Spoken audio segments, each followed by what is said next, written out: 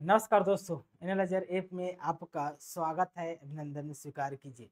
चलिए दोस्तों, आज हम 2000 शब्दों का हमारा सीरीज चल रहा था। हम 2000 शब्दों को दोस्तों एक कंसेप्ट के माध्यम से, एक लॉजिक के माध्यम से याद करते जा रहे हैं। इसी सीरीज में आज का जो हमारा शब्द है स्वर्ग का, स्वर्ग शब्द को हम समझेंगे। वैसे दोस्तों स्वर्ग जो शब्द है ना, एक परिकल्पना शब्द है, वास्तविक में ऐसा नहीं है। यह कल्पना की गई है, एक आइडल है। समझ में आ रहा है ना? ओरिजिनली में ऐसा कुछ नहीं होता है। ठीक ना? स्वर्ग दोस्तों, स्वर्ग का अर्थ होता है कोई निवास, कोई स्थान या कोई जगह, कोई स्पेस। यही स्वर्ग है। स्वर्ग और लोक को हम कनेक्ट कर सकते हैं। जैसे लोक का अर्थ क्या होता है, तो लोक का कोई स्थान होता है, कोई स्पेस होता है, कोई जगह होता है, कोई स्थान को ही लोक कहते हैं। तो स्वर्ग और लोक एक दूसरे के शब्द को मैच कर रहा है ना, तो ज्यादातर स्वर्ग के शब्द हम पर्यायवाची निकालेंगे तो लोक शब्द से निकलेगा। अब ज्यादातर ये कहा जाता है कि भाई जो स्वर्ग है वो देवताओं का निवास है, देवताओं का स्थान है, मतलब वहां देवता रहते हैं। और देवता के बहुत सारे पर्यायवाची शब्द हैं।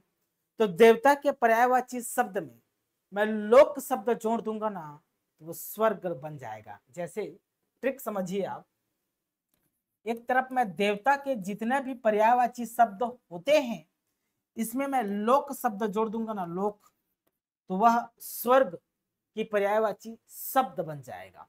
राइट? देखिए कैसे। जैसे सुर, सुर का क्या है दोस्तों? ये देवता। सुर का अर्थ क्या होता है? देवता होता है।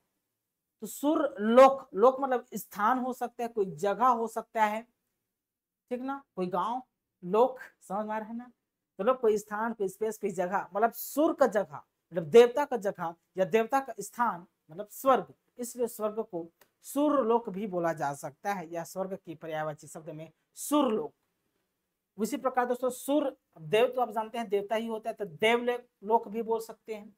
तो सुरलोक, देवलोक, सुरलोक, देवलोक, ये स्वर्ग के पर्यायवाची शब्द हैं। राइट?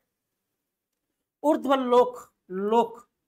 पहली बात तो याद है भाई, जब भी स्वर्ग के पर्यायवाची पूछे तो उसमें ज्यादातर लोक शब्द देखने को मिलेगा, लोक। लेकिन ऊर्ध्वलोक पूछ दिए। ऊर्ध्व मतलब ऊपर का लोक, मतलब जमीन से ऊपर, ऊर्ध्व, वर्टिकल। तो जमीन से ऊपर में क्या है? ऊपर में आसमान है, और कहा जाता है कि आसमान में ही स्वर्ग है। तो इसलिए स्वर्ग को ऊर्ध्वलोक भी बोला जा सकता है, तो ऊर्ध्वलोक बोलते हैं। ब्रह्मा धाम बोला जा सकता है, क्योंकि ब्रह्मा वही निवास करते हैं, ऐसे बोलते हैं, इसलिए ब्रह्मा का धाम है जीव, तो ब्रह्मा धाम बोला जा सकता है। काल्पनिक है, ओरिजिनली में नहीं है। ठीक ना?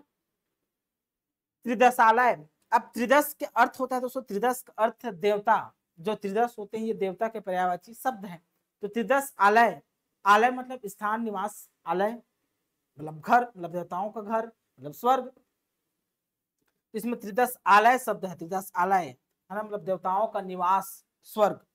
त्रिदिव, देवताओं से संबंधित त्रिदिव, जहाँ त्रिदिव रहते हैं, है ना, तो त्रिदिव मतलब स्वर्ग होता है।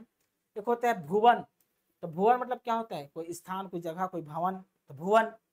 अब भुवन जैसे त्रिभुवन सुने होंगे, तो तीनों लोकों का स्वामी त्रिभुवन कहलाता है। उसी प्रकार भुवन मतलब एक भुवन। समझ आ रहा है ना?